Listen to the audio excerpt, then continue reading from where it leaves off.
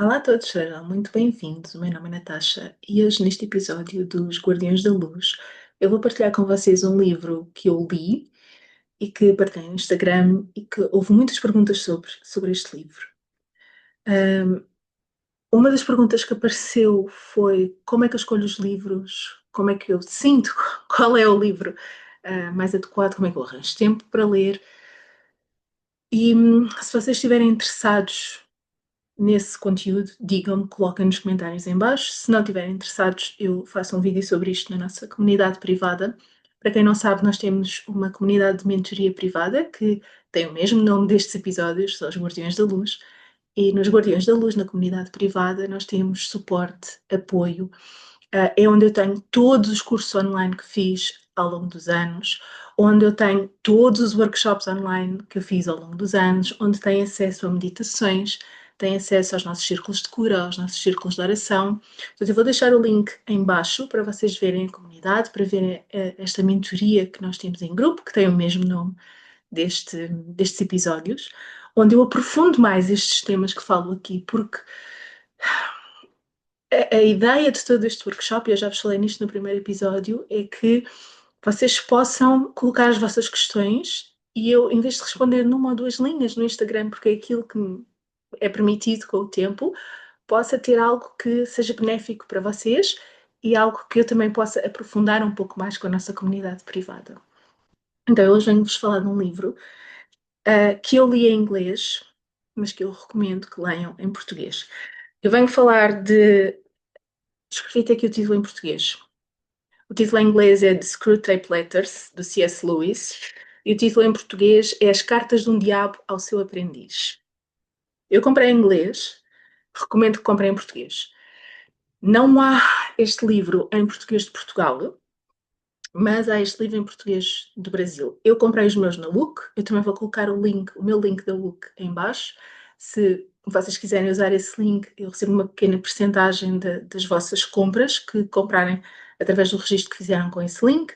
O preço para vocês é igual, ajuda-me a mim a manter também aqui estes vídeos e a manter o canal, que não tem nenhum tipo de monitorização, não faço dinheiro com isto, é o que eu quero dizer. Se quiserem utilizar, se já tiverem a vossa conta da Look, basta procurarem por C.S. Lewis e vão encontrar estes livros em português do Brasil. Também em português de Portugal, só há os livros das Crónicas de Nárnia, que quase toda a gente conhece, que são deste autor também. Mas estes livros são diferentes, não são livros infantis, são livros para adultos, são livros de ficção, sim, mas que tocam aqui temas. Este, por exemplo, é um livro de ficção, porque, em princípio, os diabos não escrevem cartas aos seus aprendizes, mas é um livro que fala sobre ataque espiritual. E é por isso que eu gostei tanto deste livro, e é por isso que eu escolhi este livro, porque foi o livro que teve mais comentários quando eu coloquei no Instagram, para vos vir falar dele. Mais uma vez, eu comprei em inglês. Essa é outra pergunta que às vezes aparece. Natasha, porquê é que tu compras os livros em inglês? Porque os livros em inglês são metade do preço dos livros em português. É a única razão. Não é por ser melhor, não é, às vezes as traduções não prestam, é verdade. Mas não é por ser melhor, não é por o que for. É simplesmente por uma questão financeira. Eu compro imensos livros, eu leio imensos livros e dinheiro não dá para tudo, não é verdade? Pronto. Então, em inglês os livros são metade do preço e, portanto, eu compro muitos dos livros a metade do preço em inglês. Pronto. Neste caso, eu recomendo que comprem em português porque este inglês não é muito fácil. Aliás, não é nada fácil de, de se ler. Eu tive alguma dificuldade, eu leio bastante em inglês e tive alguma dificuldade. Porquê? Porque este é o inglês de 1942, 1942. Este é o inglês de 1942, portanto, é diferente do inglês que nós estamos habituados hoje. Além de que além do tempo, não é o inglês americanizado que nós estamos muito habituados a ouvir. Pronto, mas há em português, eu já comprei o segundo livro, que é o Cristianismo Puro e Simples, já comprei em português do Brasil e como vocês veem é uma excelente edição. Então vamos falar das cartas, okay? As cartas de um diabo ao seu aprendiz, deste primeiro livro. E aquilo que eu vou fazer com vocês hoje é ir pelas minhas notas. Eu sei, eu sei. Eu escrevo nos livros Peço desculpa se essa não é. Se te faz arrepios quando pensas que alguém escreve nos livros, mas eu escrevo nos livros. E escrevo muitas das minhas notas nos livros. E, portanto, eu vou passar pelo livro e depois passo-as também para um caderno. É a minha forma de tentar tirar o máximo proveito aqui do tempo com os livros. Mas então eu vou passar aqui pelos vários capítulos, eu vou passar aqui pelas várias notas que eu pus nos capítulos e vou falar com vocês sobre elas. E porque é que eu considero que este livro do C.S. Lewis é um livro muito importante para quem quer perceber o que são ataques energéticos e ataques espirituais. O C.S. Lewis usa uma linguagem cristã, porque é o background dele, mas a esmagadora maioria do que está aqui escrito faz todo o sentido. Tá bem? Mesmo para quem não tem ou quem não se considera católico ou cristão, etc. Tá bem? Então, no fundo, então, deixa-me explicar-te aqui o background deste livro. Portanto, este livro, como o nome indica, são as cartas de um diabo ao seu aprendiz, ou seja, as cartas de um aprendiz. Nós só vemos as cartas do chefe, não é? Só vemos as cartas do Screwtape, que é o tio. Ou seja, é um demónio, porque eles são demónios, é um demónio mais avançado que está a escrever cartas a um aprendiz. Pronto. Em que este aprendiz tem um paciente, como eles dizem, este diabo, este diabrete, tem um paciente que ele tenta retirar do caminho do bem. Tá bem? E nós vemos as cartas do Screwtape, portanto, vemos as cartas do mais velho, do senior, né? Vemos as cartas do senior e como é que ele guia o aprendiz para levar o seu paciente até ao caminho da desgraça. No fundo, é isto. Também. E cada carta, as cartas, vou mostrar, vêm assim as cartas, não é? E ele termina a carta e depois começa a próxima carta. Cada carta tem um tema, tá bem? De acordo, e nós vamos vendo a evolução do paciente. Vamos vendo o que é que acontece com aquela pessoa que está, no fundo, a ser obsidiada por este demónio e o que é que ela pode fazer para não ser obsidiada, porque aqui ele mostra muito bem por onde é que estas forças nos guiam e quais são as nossas principais defesas. Então vamos lá. Primeira carta, o, o Screwtape fala sobre. Eu não sei qual é que é a tradução que eles fizeram para português do Brasil, portanto eu vou usar os nomes em inglês porque é o que eu tenho aqui. Tá? Mas imagino que eles tenham feito aqui uma tradução do nome. O Screwtape, que é o mestre, o mais velho, senior, na primeira carta, ele fala sobre o poder da distração. E esta carta, este livro, tocou-me muito não só por mim, mas por aquilo que eu tenho visto nas pessoas que estão a fazer mentoria individual comigo. Não na mentoria em grupo, mas na mentoria individual. Isto tem sido um tema muito predominante nas nossas mentorias. Então, o primeiro é o poder da distração. É como o ruído do dia a dia, as coisas do dia a dia, nos afastam, no fundo, da nossa prática espiritual. E se vocês forem ver os episódios que nós fizemos antes, foram os primeiros episódios que eu fiz, foi sobre a prática espiritual e o poder da oração. Porquê? Porque e eu não estou a dizer que nós não temos vidas agitadas, claro que temos, toda a gente tem. Só que em parênteses, antes de continuarmos aqui com as vidas agitadas, os demónios, e eu tenho a mesma crença, eles não criam nada, eles pegam em coisas que nós já temos e amplificam. Portanto, eles não criam a distração, eles não criam a preguiça, eles não criam a soberba, eles não criam a vaidade, eles não criam a vergonha. É algo que nós já temos e que eles amplificam, tá bem? Então, no fundo, o que ele faz aqui, na primeira carta, ele fala sobre isto, que é a melhor forma de tirar alguém do caminho espiritual é através da distração do dia a dia, da pressão da vida comum, né, da vida real. Ele fala aqui na vida real, não é? Ah, exatamente. O nosso negócio, é o que ele diz, não é? O nosso negócio como demónios é chamar a atenção dele para a vida real. Não é? E pensa nisto comigo, não é? Este episódio vai ser um bocadinho lento. Espero que, se ainda não tens, para isto, vai buscar um sumo, um chá, qualquer coisa, porque ou mete-me no background e vai fazendo a tua vida. Também pode ser, está bem? Pronto. Porque isto é uma conversa. Principalmente hoje vai ser aqui uma conversa. No fundo, o que os demónios querem aqui neste livro é chamar-nos a atenção para a vida real, para tudo aquilo que a gente tem que fazer na vida real. Deixar para depois, eu escrevi aqui, deixar para depois pode ser uma estratégia do inimigo. Sempre amanhã. Amanhã eu faço, amanhã eu vou, amanhã eu começo as minhas orações, amanhã. Hoje não tenho tempo, hoje estou cansada. Hoje tenho que me nutrir. E eu própria faço muito. Tudo isto fez muito sentido para mim. Eu escrevi aqui no fundo, quantas vezes a vida real, entre aspas, e a falta de tempo nos afastam de Deus. Porque esta primeira carta é sobre isto, é sobre puxar a atenção do paciente para tudo aquilo que ele tem que fazer na vida real, seja lavar a louça, seja meter os miúdos na escola, fazer os trabalhos de casa, acabar o relatório para o trabalho, marcar uma consulta, seja o que for. A distração para a vida real retira-nos da vida espiritual. E como é que nós podemos... eu tenho pensado muito sobre estas questões, não é? E estava aqui a chamar a atenção, porque eu vou sublinhando as coisas de várias cores, então vai-me chamando aqui a atenção. Ups, perdi o coisinho. Ups, está aqui, não faz mal. Dá-lhe a grande ideia de que ele sabe tudo. Dá-lhe a grande ideia de que ele sabe tudo. Isto é outra coisa que os demónios fazem connosco. É dar-nos esta ideia que nós sabemos tudo, sabemos mais. Nós sabemos mais do que todos. Nós é que sabemos para a nossa vida. Nem sempre é assim. Então é isto, como é que eu resolvo a falta de tempo? Porque eu tenho falta de tempo, tu tens falta de tempo, toda a gente tem falta de tempo. Então como é que eu resolvo a falta de tempo? Há certas coisas que são inegociáveis.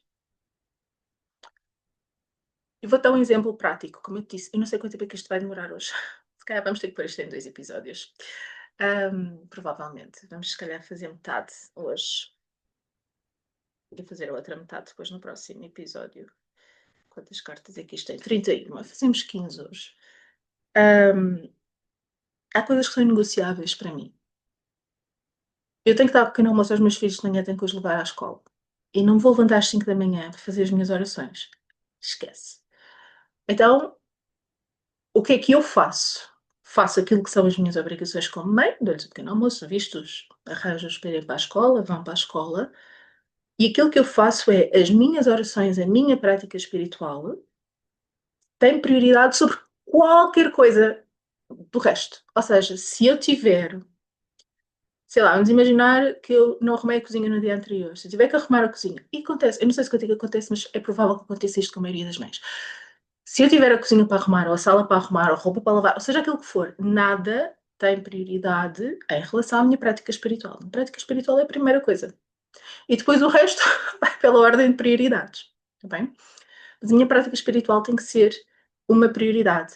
Tu dizes assim, não, Natasha, mas eu não tenho tempo. Eu levo os miúdos à escola e depois tenho que ir trabalhar. Ok, então quando chegas a casa, quais são as prioridades? Se calhar as prioridades é quando chegas a casa. Porque há coisas que nós temos que fazer como mães. Eu estou aqui a dar o exemplo das mães porque é um grande desafio que aparece nas pessoas que vêm falar comigo. Se calhar a prioridade é quando chegas a casa, é metê-los a fazer os trabalhos, dar-lhes banho, dar-lhes jantar, e depois a partir daí tens que selecionar as tuas prioridades. Qual é a minha prioridade? É sentar-me a ver Netflix ou é fazer 10 minutos de oração? 5 minutos de oração? Há coisas que não são negociáveis. Eu posso ir ver as 3 horas de Netflix a seguir, mas calhar tenho que guardar aqueles 5 minutos ou aqueles 10 minutos para a minha oração, para acender uma vela, se isso fazia parte da tua prática espiritual, para ler uma oração. Eu vou-te mostrar um livro. Não sei se eu tenho aqui. Acho que já não está aqui. Já não está aqui. Pois não? Não. Mas eu tenho um livro que eu comprei há pouco tempo, que deve estar no quarto, que tem assim uns trechozinhos pequeninos de oração. Eu normalmente leio um daqueles trechos, uma coisinha assim, demora 15 segundos a ler, 20 segundos a ler, e se quiseres meditar sobre aquilo demora 1 minuto. É uma coisinha assim, em que eu leio todos os dias antes de ir para a cama. É inegociável, por muito sono que eu tenho 15 segundos para ler aquilo. Se eu tiver um bocadinho mais de energia, se calhar tenho 1 minuto para meditar sobre aquilo, ou para sentir aquilo, ou para visualizar o que quer que seja na minha vida. 1 minuto, depois vou dormir. Tá bem? Então aqui eu resolvi isto com as prioridades. Tá bem? A carta número 2 fala sobre a desilusão na igreja. E esta aqui foi muito giro, eu falei muito desta carta número 2 com o meu marido. Eu não tenho experiência de igreja, nunca fui à igreja, a minha família não era uma família de quem vai à igreja, nunca fui à catequese, pronto, essas coisas. Mas ele era uma pessoa que ia à igreja. E uma das coisas que ainda hoje o marca é a questão de as pessoas terem certos comportamentos dentro da igreja e assim que passam da porta da rua, começam a falar da vida dos outros, começam a fazer maldades, pronto. E isso é uma coisa que sempre me meteu muita confusão. E ele fala disso, o C.S. Lewis fala disto aqui na segunda carta, em que é criar aqui uma desilusão com a igreja. E aqui, quando ele fala sobre a igreja, mais uma vez, tem aqui um background cristão, mas pode ser na nossa prática espiritual. E nós vemos isto. Quantas vezes é que eu já me desiludi dezenas de vezes com pessoas que eu achava que eram pessoas altamente espirituais, pessoas altamente sábias, mentores, mestres. E ele fala disto, fala desta desilusão, focar apenas nos defeitos e nas críticas e esquecer a parte espiritual.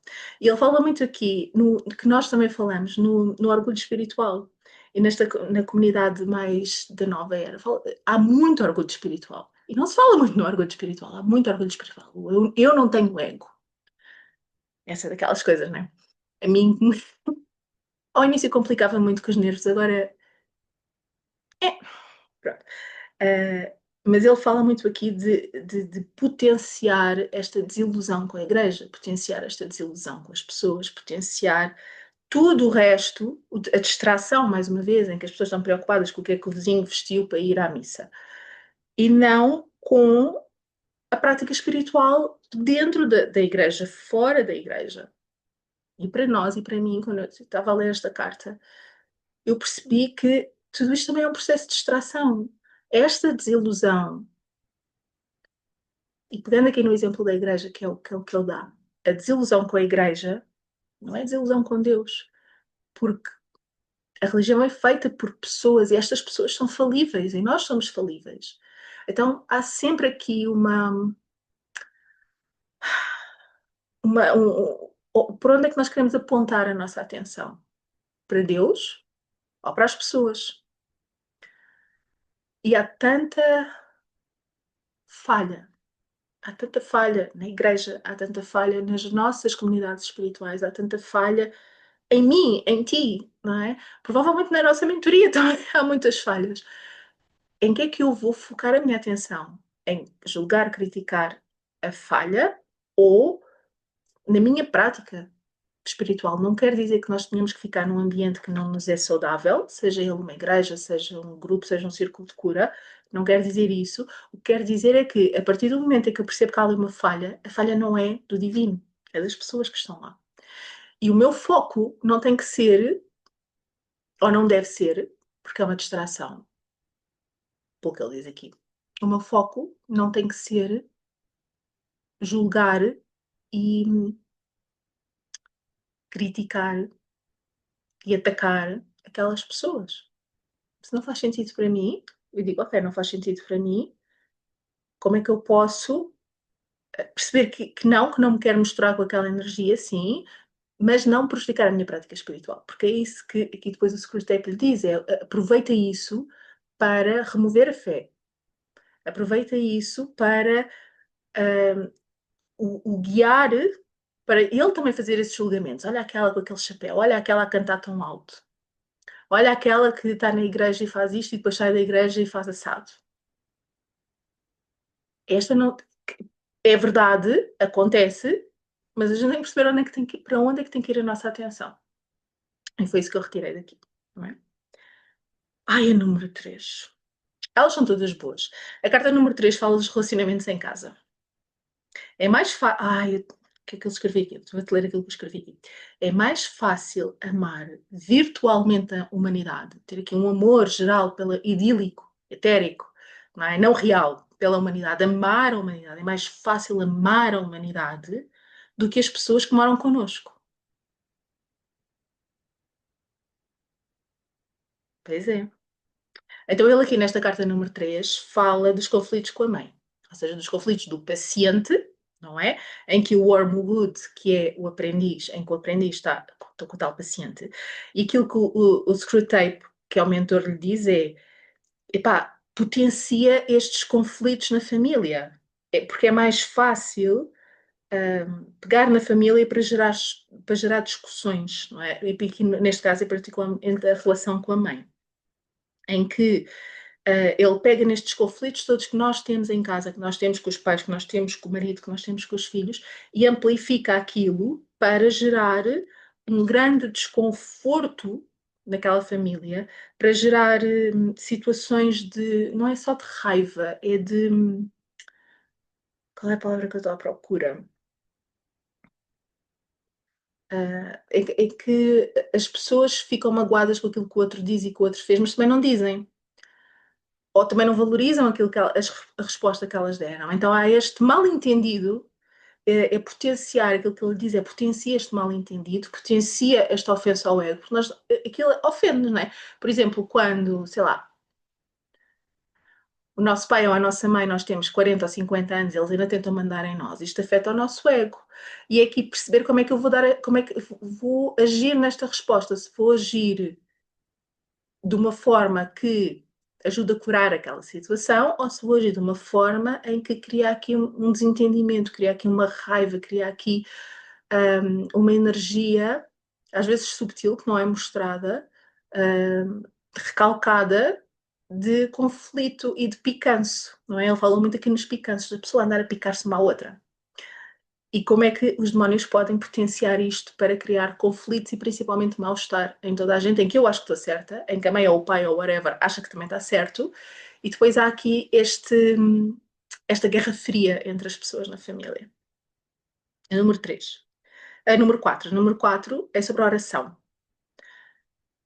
A oração só é eficaz quando é focada em Deus, na sua vontade e não no eu e nos meus sentimentos. O que é que isto quer dizer? Uh, ele, nesta carta número 4, está a tentar atacar aqui a validade da oração, em que o que ele diz, aqui ao aprendiz, é que é importante que ele guie o paciente para achar que a oração só é válida se ele se sentir bem no final.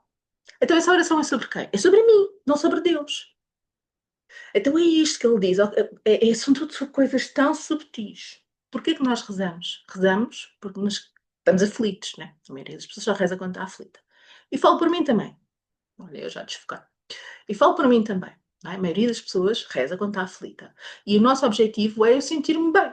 Né? Eu faço as minhas orações para me sentir bem no fim. E será que esse é realmente o objetivo? O objetivo de uma oração é uma conexão sincera e direta com o divino. E é por aqui que ele o puxa, não é? É por aqui que ele diz: guia aqui o teu paciente, não para ele se voltar para o divino, mas para ele se voltar para ele mesmo, para o que ele sente. E que a oração só é válida se eu me sentir bem, no fim.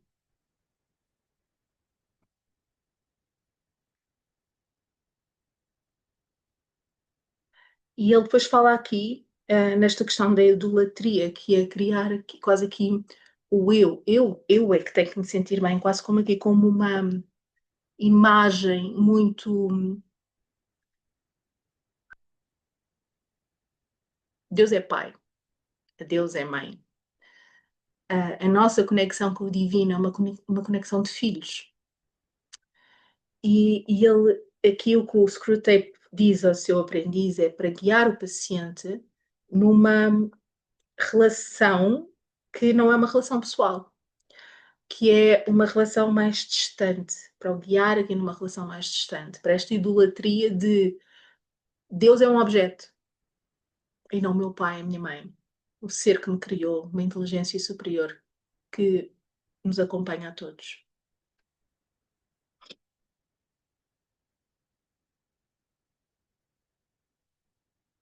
E ele faz isto, estou aqui a ler, ele faz isto para evitar aquilo que é o verdadeiro poder da oração, que é nós estarmos de alma nua perante o divino. Alma nua perante o divino. É isso que os demónios querem evitar. uma entrega completa durante a oração, criando aqui algo artificial, algo em que eu só estou a fazer isto para me sentir bem, em que eu sou a personagem principal da oração. E nós todos fazemos isto. E dentro destas cartas todas que eu li, eu revi tantas vezes, tantas vezes, tantas vezes. Na carta número 5 ele fala da guerra, portanto estas cartas foram escritas durante a Segunda Guerra Mundial. Em que, e esta carta também é muito interessante, é sobre a guerra e o medo. O sofrimento e o medo podem levar as pessoas a Deus. E eles não querem isso, não é? Porque as obriga a olhar para a sua própria mortalidade. Então, o que ele quer, o que o demónio quer aqui, é que o wormwood, portanto o aprendiz, guie o paciente num desespero, manter os pensamentos de desespero e de nostalgia do passado para afetar a pessoa, mas não num ponto em que ela se entregue.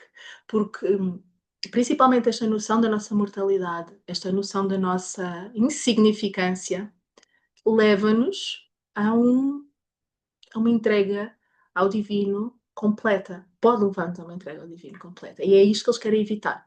Eles querem manter o medo, querem diminuir a fé, querem impedir a virtude, mas não querem que ele desespere completamente com esta ideia da guerra. Eu escrevi aqui de lado, as guerras e o sofrimento levam muitas pessoas a Deus.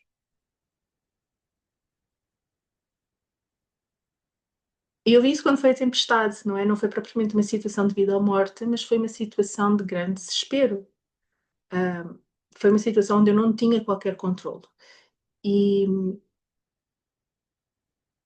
e essa situação, onde eu não tinha qualquer controle, levou-me a uma entrega muito grande, onde as minhas orações não me faziam sentir melhor, mas eu sabia que eu tinha que continuar, eu sabia que eu tinha que continuar a pedir, continuar a manter-me com a cabecinha à superfície o mais possível para conseguir aguentar aquele período em que nós não tínhamos telhado. E esse desespero é exatamente o que ele não quer. Ele não quer que o paciente chegue a um ponto de desespero em que a entrega é total. Ele quer que o paciente continue desesperado, continue a questionar a sua fé, a diminuir a sua fé, a preocupar só com ele, não é? Impedir a virtude. E, mas não num desespero total, porque este desespero total implica uma entrega. E esta entrega ao divino é exatamente o que Deus quer e os demónios não querem. Carta número 6 fala sobre a ansiedade. Os demónios mantêm a mente focada na incerteza do futuro, que gera medo e paralisa. Viver no presente permite ajudar e servir o divino no agora. Então, na carta número 6, ele mexe aqui com a questão da ansiedade e é outra questão que aparece muito nas nossas mentorias individuais. A ansiedade afasta-nos do pensamento de Deus. A função do demónio é manter a ansiedade. Portanto, a função do demónio é manter, e que é aquilo que o Screwtape lhe diz, é mantê-lo nestes pensamentos repetitivos de ansiedade, de suspense, de medo, de incerteza. Estes pensamentos repetidos e egoicos, não é? Não é? Porque eu estou preocupada comigo. Esta ansiedade é porquê? Porque eu estou preocupada comigo. Ou porque eu estou preocupada com alguma coisa que me influencia a mim. E este pensamento de medo, de ansiedade, de incerteza em relação ao futuro, é outra fonte de distração do divino. Porque quando eu estou neste pensamento de ansiedade, eu não consigo verdadeiramente entregar. Eu não consigo verdadeiramente aceitar ajuda, porque estou neste ciclo de pensamentos negativos. E é isso que ele tenta fomentar aqui com a ansiedade. Mantenha a sua atenção. O demónio quer manter a atenção no eu e não no divino e na ajuda ao próximo. O que eu escrevi aqui? Criar uma fantasia de que é bom, mas não ajuda quem está ao lado. Yeah. Ok. E depois outra coisa que ele fala aqui é esta criação da fantasia de que eu sou uma boa pessoa, mas esta boa pessoa, e, novamente, eu li isto em março, vamos ver, abril, no início de abril. Um, Foi uma das coisas que eu vi na Tempestade, não é? Esta ideia, e este, pelo menos aqui, houve muito entreajuda entre as pessoas. Eu queria o meu telhado arranjado, claro que sim, mas eu percebia perfeitamente que a pessoa que veio arranjar o telhado vinha aqui, arranjava um bocado, arranjava a maior e depois tinha que ir a outra casa, arranjar a maior na outra casa. Demorou um mês até nós termos as coisas arranjadas, a chover constantemente. Porquê? Porque esta ideia da entreajuda, do eu não me focar só em mim e só naquilo que é o meu bem, foi evidente, pelo menos aqui onde eu moro, foi evidente com todas as pessoas. Houve uma entreajuda brutal entre as pessoas, em que toda a gente percebeu que isto ia ter que se fazer aos bocadinhos. Íamos ter que ir ajudando uns aos outros, íamos ter que ir ser compreensivos uns com os outros. E é isto que os demónios não querem. Eles querem esta ansiedade, este medo em relação ao futuro, esta incerteza, que se foque no eu, no ego, em que sou eu que sou importante. Eu quero é salvar-me a mim e o resto que se. Coisa. Não é? E é isto que ele tenta. E depois, ainda por cima, temos a ideia de que somos bons. Não é? Pronto, é criar aqui esta ideia egoica de nós somos bons. Nós somos bons, claro que sim. Mas não ajudamos ninguém. Não ajudas ninguém, porque esta ansiedade também paralisa. Mais uma vez, os demónios não criam nada. Eles só amplificam aquilo que já lá está. Não é?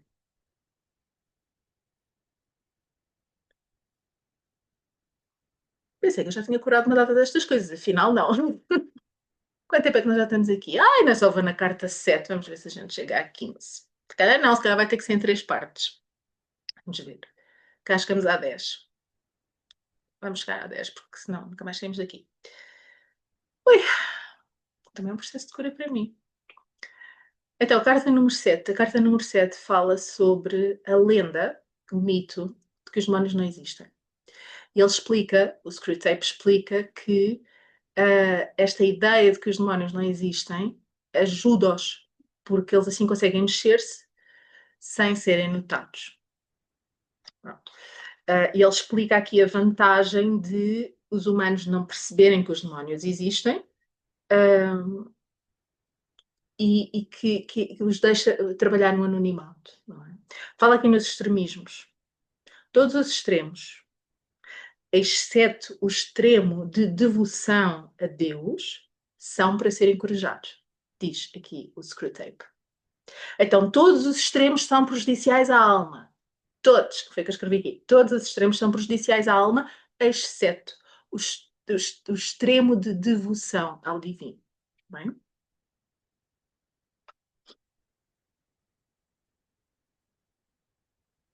Mais uma vez, ele fomenta aqui na carta número 7 esta questão das dúvidas, de duvidar do poder da fé, duvidar do poder da igreja, duvidar do poder de tudo aquilo que se está a passar.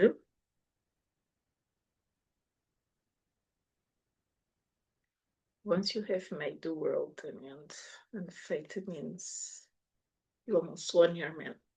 Yeah. E depois há aqui uma parte em que eu escrevi de boas ações está o inferno cheio. Porquê? Porque ele quer transformar, nesta carta, ele fala sobre transformar as atitudes, ou seja, em que a atitude é que é válida e não a fé.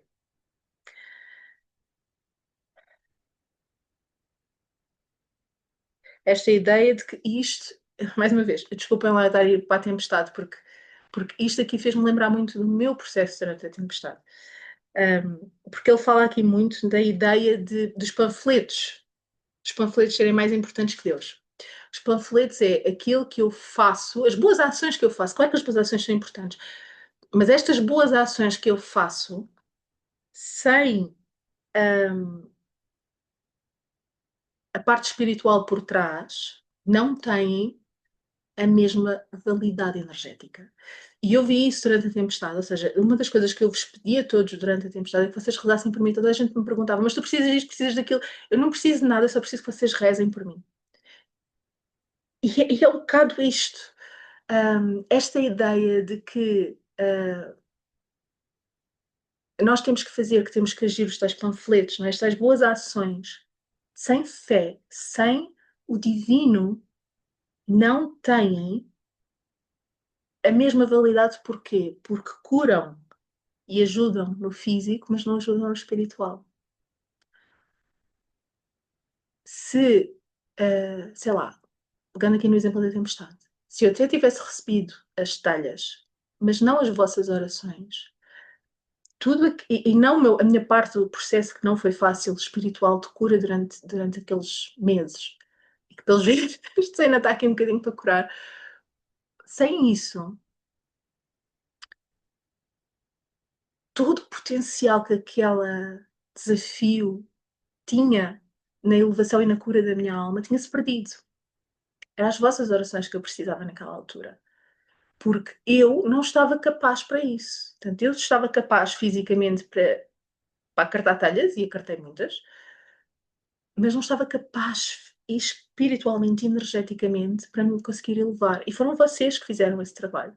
E eu agradeço-vos e vou-vos agradecer para o resto da vida o trabalho que toda a gente fez espiritualmente com as vossas orações, com os vossos círculos de cura, com as vossas velas, com os vossos gráficos radiónicos, com tudo aquilo que vocês fizeram para mim. Porque foi isso que me elevou, não foram só as boas ações físicas das pessoas que são super importantes, mas sem esta componente espiritual, nós perdemos uma grande parte do benefício que os desafios trazem na nossa vida. E é isto que o demónio quer, não é? Este demónio aqui está a guiá-lo para que ele só se preocupe com as atitudes físicas e não com, ou seja, com aquilo do mundo físico, as coisas do mundo físico e não com a parte espiritual, energética. Número 8, altos e baixos. Isto também foi tão importante. Altos e baixos. Todos temos altos e baixos na vida. E Deus usa os baixos para fortalecer a vontade humana e a obediência. Os demónios puxam para a desistência. Acho que este foi o que eu escrevi os post-its. Foi aqui os meus post-its. Esta carta, a carta número 8, foi muito importante porque ele explica que os humanos são como se fossem anfíbios, em que são metade espírito, metade animal. E que os altos e baixos são normais na nossa vida. Nós queremos estar sempre no alto, não é? Mas os altos e baixos são normais. Então o que é que acontece nos baixos? Nos baixos, os demónios aproveitam-se um bocado da situação para puxar o desespero. E nós não temos esta capacidade de perceber que a vida são altos e baixos. Se fosse assim direto, o que é que nós estávamos? Mortos, né? E não é assim a vida. A vida é altos e baixos. É esta, e depois ele fala muito aqui, esta carta é tão bonita, mas se vocês têm que ler. Esta carta é tão bonita porque ele fala nesta, e não é só nesta carta, depois fala noutras, nesta mudança, não é? Esta transformação, esta mudança que acontece na nossa vida, aos altos e baixos, onde há sempre um solo firme. No meio destas mudanças, há sempre um solo firme. E qual é esse solo firme? É o divino. É a nossa fé. Seja qual for a tua fé. É a tua fé. É o divino. É Deus. É aquilo que para ti é o teu chão. Então, no meio destes altos e baixos, há sempre uma base sólida. Dentro das mudanças das estações, há sempre uma base sólida que é a primavera vem sempre a seguir ao inverno e a seguir à primavera vem sempre o verão. Pode demorar, vamos agora demorar um bocadinho. Pode demorar, mas vem sempre. Inverno, primavera, verão, outono, inverno. Primavera, verão, outono, inverno. Sempre. Então, esta âncora, eu não sei se é nesta carta que ele fala nisto, mas isso foi uma das coisas que me tocou bastante. Esta âncora, há sempre algo firme que nos mantém no meio dos altos e baixos da vida. E os altos e baixos da vida são normais. Então eu vou aqui para os meus post-its. O que é que eu fiz aqui nos meus post-its? Olha, pus aqui tantos corações. Estes corações são coisas que eu disse: oh, oh, oh. Pronto. Mas vocês têm que ler este livro. É As Cartas de um Diabo ao Seu Aprendiz. Leiam porque isto aqui, como eu estou a explicar, é só um gostinho. Um gostinho. Então vá. Demónios. Porque eu depois pus aqui uma comparação entre os demónios e Deus, né? Para os demónios, os humanos são alimento, eles querem consumir-nos. Há uma aniquilação da vontade para que os seres humanos se tornem uma extensão deles. Há uma remoção da identidade própria. Os demónios usam as fases de entusiasmo para criar orgulho e excessos. E as fases mais baixas para criar desespero. E para criar desespero e potenciar aqui as tentações, não é? O ego. As fases mais baixas também são potenciadas para o ego, tal como as fases altas. As fases altas puxam o nosso orgulho, as fases baixas puxam o nosso ego e as tentações e a não virtude. A liberdade deve ser esmagada pelo engano, pela força ou pela dependência. Enquanto que Deus quer que os humanos passem de servos a filhos. Quer manter a individualidade e a liberdade, quer que os humanos se tornem como ele, mas mantendo o que os torna únicos. Ou seja, enquanto nós, os demónios, nos querem consumir, nós somos como se fôssemos uma fonte de alimento para eles consomem-nos, tiram-nos tudo aquilo que é a nossa individualidade. Deus, segundo aqui o C.S. Lewis, quer que nós nos tornemos como ele, mas mantendo a nossa individualidade, mantendo aquilo que nos torna únicos e especiais, porque só não nos tinha criado. Ele criou-nos para nós nos desenvolvermos em algo único e especial. O entusiasmo é usado como motivação e a seca espiritual como uma forma de trazer fé, vontade, crescimento espiritual e liberdade. Ou seja, os nossos baixos são usados por Deus para nos ajudar a crescer como pessoas e não para nos desesperar, como os demónios querem fazer, nem para nos guiar em tentações egoicas. Respeita tanto a liberdade que remove a sua presença para que o humano aprenda a andar sozinho, enquanto que os demónios promovem dependência e engano. Não é? Esta carta é forte também. Número 9. Também isso irá passar, escrevi eu aqui. Esta é uma das minhas frases favoritas. Também isso irá passar. Também isso irá passar, foi o que eu escrevi aqui na carta 9. A principal tática dos demónios é fazer-nos acreditar que isto não vai passar. Isto é forte. Se acreditar que não vai passar, não vou voltar a sentir fé ou alegria, tenho maior tentação para outros prazeres. Quando estamos em baixo, os ataques são mais eficazes. Portanto, a ideia dos demónios é manter-nos, segundo o livro, não é? E na prática espiritual, se tiveres outros tipos de crença, é a mesma coisa. É manter-nos, os ataques são mais eficazes quando nós estamos frios e vazios, diz ele aqui. Ou seja, quando estamos em baixo, todos os ataques espirituais são mais eficazes, porque não temos a presença do divino em nós. Não somos nós verdadeiramente. Deus deu-nos acesso ao prazer saudável. E os demónios, aquilo que fazem é levar isto ao extremo. Mais uma vez, como dizia na outra carta, todos os extremos são prejudiciais à alma. Qualquer extremo, tirando o extremo de devoção ao divino. Então, Deus deu-nos estes prazeres saudáveis, e no fundo aquilo que os demónios fazem é tentar levar esse prazer a um extremo. Quando há momentos de tédio, eles levam-nos a criar hábitos destrutivos. Quando estes prazeres são apenas uma ilusão para preencher o vazio.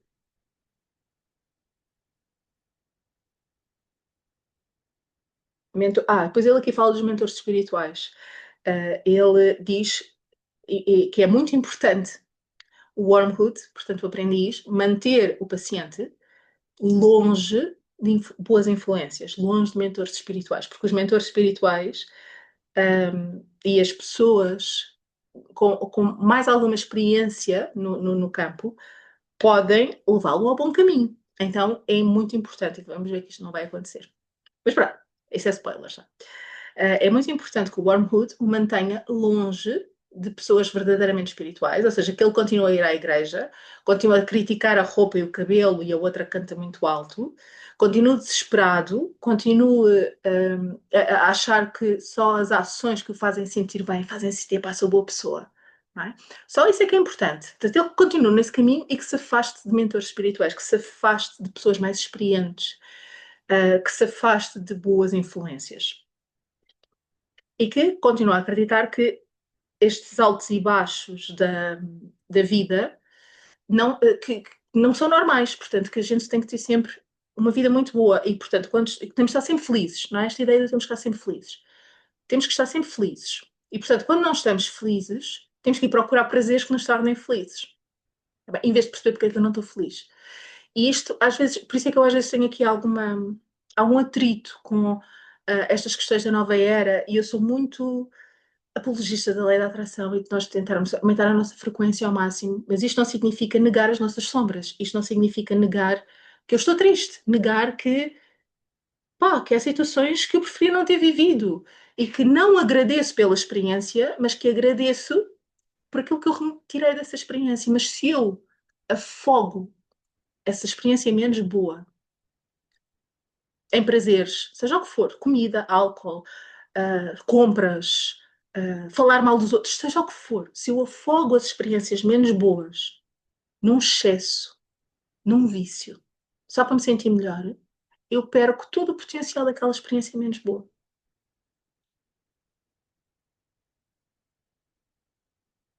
E depois há aqui uma parte que eu sublinhei que diz: uma religião moderada é tão boa como nenhuma religião. O que é que isto quer dizer? Quer dizer que, claro que ele aqui está a falar da religião, está a falar do cristianismo, mas para mim, quando eu li isto, eu pus aqui uma setinha, quando eu li isto eu percebi, ok, eu fazer as coisas ou só porque sim, ou pela metade, ou sem uma entrega total, eu fazer as coisas sem uma entrega total, é tão bom como não fazer nada. Então, se eu puder, e eu, bem, isto eu sei que a gente já está aqui um bocadinho longo, se eu puder dar 1 minuto e meio da minha atenção completa ao divino, é melhor do que dar 1 hora da minha atenção partida ou da minha atenção em que eu sou uma pessoa preocupada comigo e não com esta verdadeira conexão, não com esta entrega, não com esta presença com o divino. Em que eu só estou preocupada em sentir-me bem, em sair bem e sentir-me bem no fim daquela situação. Seja qual for a prática espiritual, quantas vezes é que eu faço a minha. É que eu olho para as coisas que me aconteceram, em que eu estou a viver momentos menos fáceis e isto não passa pela cabeça, que é, ok, então depois desta autoanálise, desta oração, seja daquilo que for, neste período difícil, sobre este tema difícil, epá, o que eu quero é sentir-me bem no fim. E lembro-me disto. E esse não é o objetivo. O objetivo é eu ligar-me o mais possível com o divino, eu reforçar a minha fé, eu reforçar a minha conexão, mesmo que eu não me sinta bem à primeira, à segunda, à décima. Mesmo que as coisas não se resolvam à primeira, à segunda, à décima. Porque o meu tempo não é o tempo divino.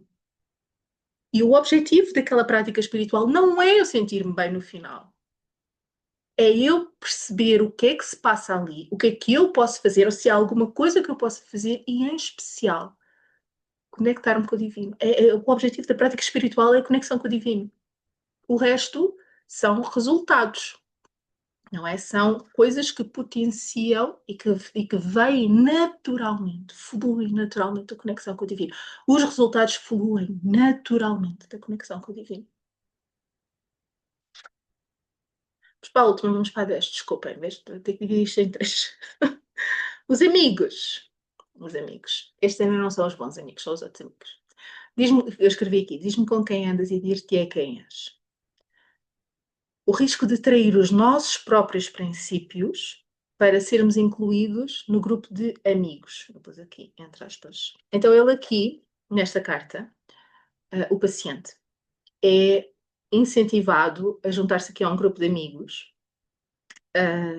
que, e aqui há a pressão social daquele grupo de amigos. É um grupo de amigos que reina aqui na vaidade, em características, segundo aqui o autor, pouco cristãs.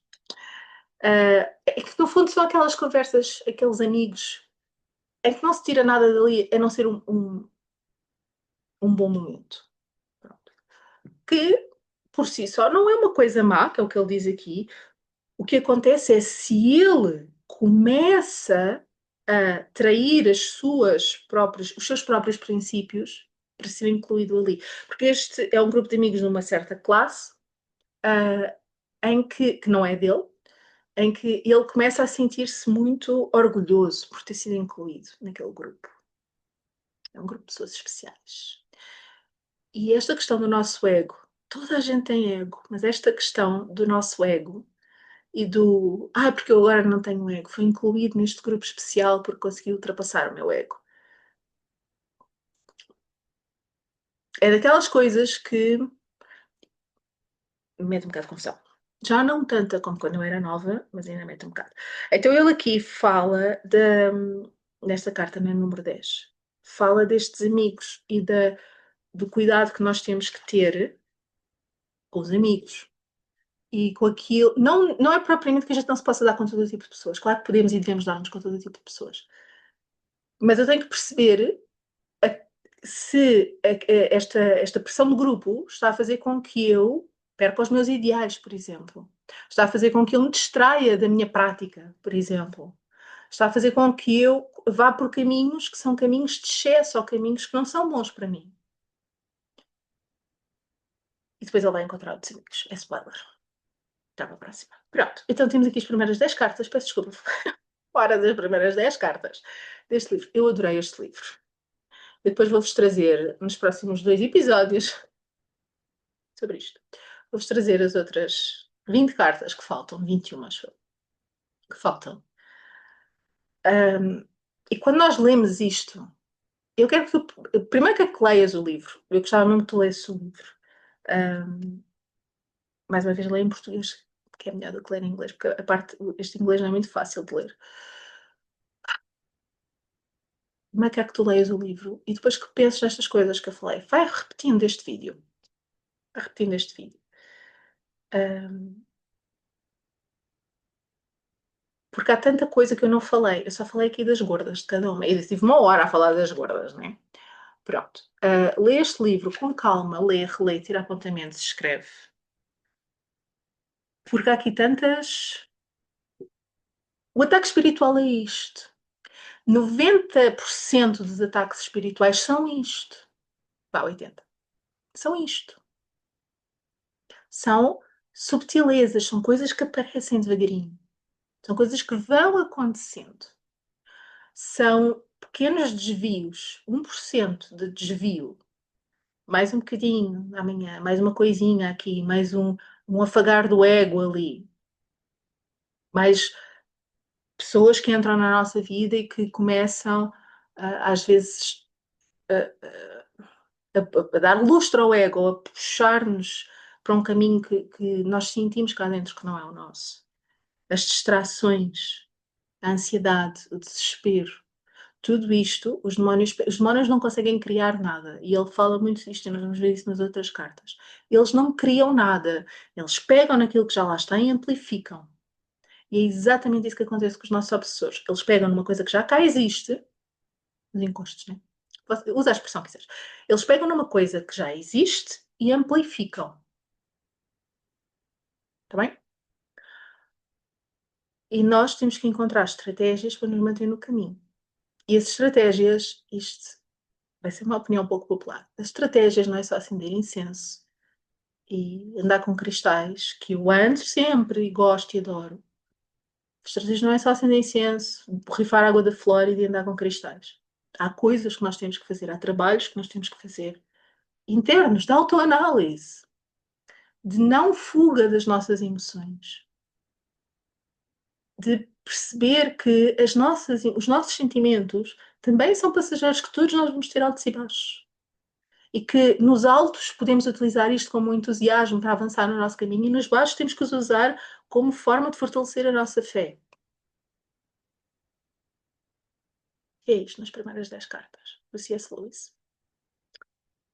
Do Cartas de um Demónio ao Seu Aprendiz, não é? Cartas de um Diabo ao Seu Aprendiz. Espero ver-vos nos próximos episódios desta saga. Eu achei que ia conseguir fazer isto num episódio de 20 minutos.